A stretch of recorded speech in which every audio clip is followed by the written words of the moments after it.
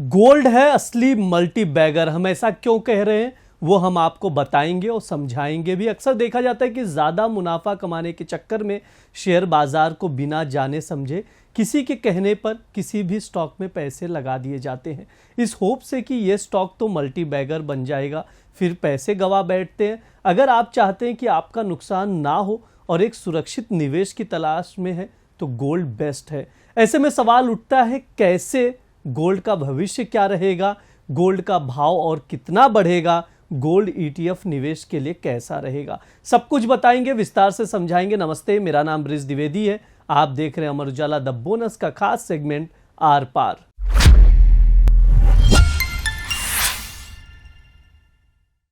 साल 2025 यानी इस साल अब तक गोल्ड का भाव 43% बढ़ चुका है। कीमतें थमने का नाम नहीं ले रही। गोल्ड के भाव बढ़ने के कई सारे कारण हैं। जियोपॉलिटिकल रिस्क ने निवेशकों को सेफ हेवन एसेट गोल्ड की ओर खींचा है। अमेरिकी टैरिफ, डॉलर में गिरावट, अमेरिका में बढ़ती बेरोजगारी और मंदी के संकेत, केंद्रीय बैंकों की ओर से गोल्ड में लगातार खरीदारी, गोल्ड ईटीएफ की होल्डिंग बढ़ना गोल्ड की कीमतों में उछाल के प्रमुख वजह हैं।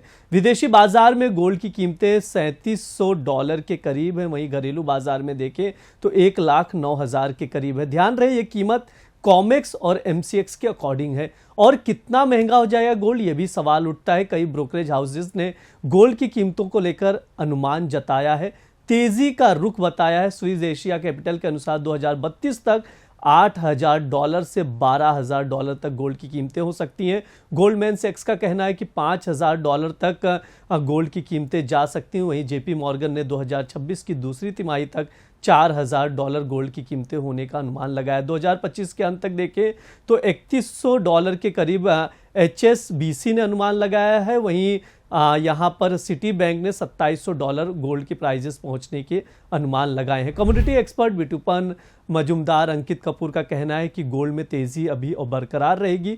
$4,000 से $4300 के आसपास गोल्ड की कीमतें जाती हुई दिखाई देंगी। आंकड़े बताते हैं कि शेयर नहीं बल्कि भारतीयों की निवेश की सदाबहार पसंद गोल्ड ने निवेशकों को तगड़ा रिटर्न दिया है। अब रिटर्न पर बातचीत होगी। बीते एक साल की अवधि की बात करें तो सभी निवेश विकल्पों को पछाड़कर रिटर्न का हीरो बना है सोना। जी हां, इस कीमती धातु ने पिछले एक साल में 44% से ज्यादा का रिटर्न दिया है। गोल्ड सिर्फ रिटर्न के मामले में टॉप पर नहीं है, बल्कि इसने दूसरे माध्यमों को बड़े अंतर से पछाड़ा है। फिक्स्ड इनकम और लिक्विड फंड ने साल भर में करीब 6 से 8% का रिटर्न दिया है। वहीं इक्विटी का रिटर्न तो महज 1% से भी आसपास सिमट गया है।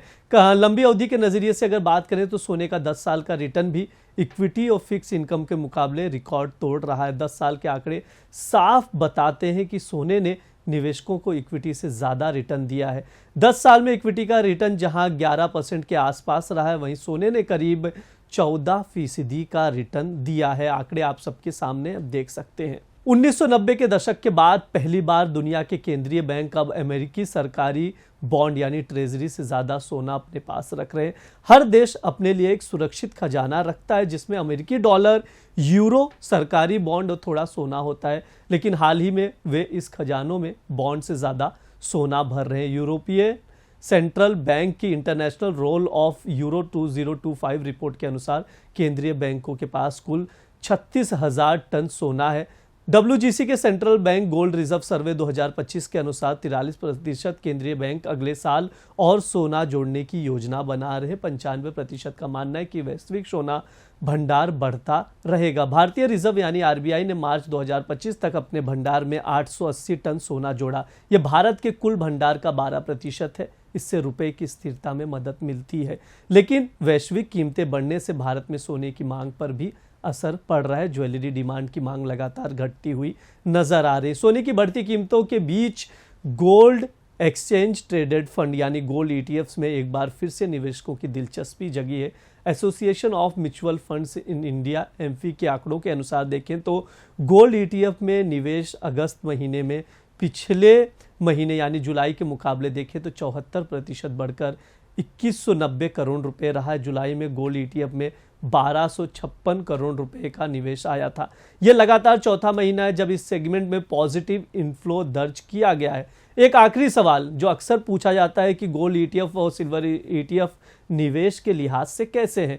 गोल्ड सिल्वर ईटीएफ ने इस साल 44% का मुनाफा करवाया है। गोल्ड ईटीएफ ने इस साल अगर देखें तो एवरेज 40% का रिटर्न दिया। अधिकतम रिटर्न की बात की जाए तो 41% रहा है। वहीं सिल्वर ईटीएफ में देखें तो एवरेज 42% का रिटर्न रहा है। अधिकतम रिटर्न की बात करें तो 43% से ज़्यादा रहा है।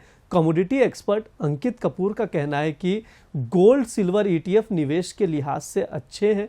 थोड़ी सी कीमतों में, अगर गोल्ड की कीमतों में, सिल्वर की कीमतों में गिरावट आती है तो आप निवेश करते चल सकते हैं। बस ध्यान रहे लंबी अवधि के लिए निवेश करना है, अच्छा रिटर्न बन सकता है। इस शो में इतना ही। देखते रहिए द बोनस। शुक्रिया।